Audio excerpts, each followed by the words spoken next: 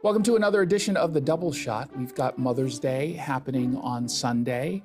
And for me, who doesn't get along with Sunday? his mother, geez, don't want anything to do with this holiday. However, I've noticed, as I think many people have, emails coming in from different businesses saying, we know for some of you, this time of year is very difficult, and you can opt out of getting any Mother's Day messaging because we don't want to trigger any feelings of discomfort or sadness because your mother passed, or I suppose because you don't get along with her, whatever it is.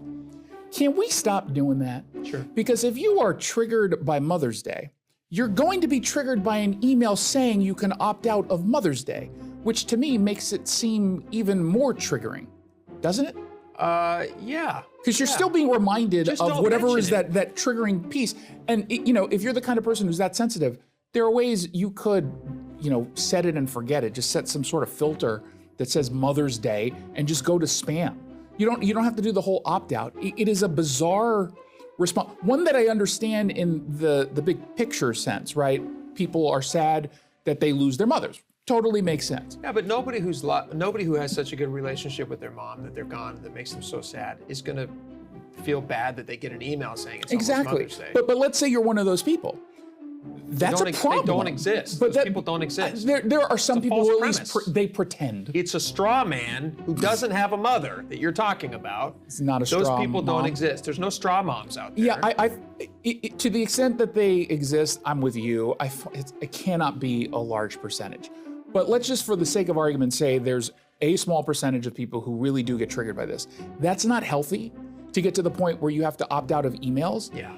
And that is, I think, a sign to need therapy. How we respond to death and think about death and cope with a death, we have to do it in a healthy way. And it is clearly unhealthy if you have to opt out of a simple email that says, hey, we're doing a Mother's Day sale. Save the money. I don't think that people actually are triggered in any way. I don't think a single person Professional is. victims. I don't think a single person has ever responded to that and said, oh, thank you for this option. Well, so I'm going to stop receiving your emails just this month, but next month I'll start seeing whatever comes in my Harry and David email. I have thought when I get these emails, thanks for reminding me about my mother. And then I got angry and then I deleted. Is your mother still with us? Mm-hmm. And why don't you want to email us about your mama? I don't have a good relationship with my mother. What? Why? I know it's shocking that I have a distant relationship with a parent. How's your relationship with the rest of your family? They're dead to me. No, I'm kidding. I have everyone else. Well, no, that's not true.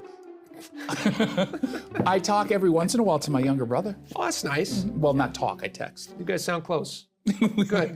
I know that if I ever need someone to be there for me, Yeah. he might know someone who could help. You might know somebody I could ask. Happy Mother's Day, however, to all the moms out there. Happy Mother's Day, Mama. Bye. Hey, it's Jason Rantz here with Scott Rarucka from Legacy Group Capital. He's their CEO. So let's talk about someone who wants to invest in real estate. They don't quite know where to go, what to do, where to start, but they do know, obviously, that right now the market is really, really hot. So you're the place to do it. How do you help? Yeah, so how we help is, we've been investing in the greater Seattle area for over 20 years, and we have a historical track record that is we're super proud of.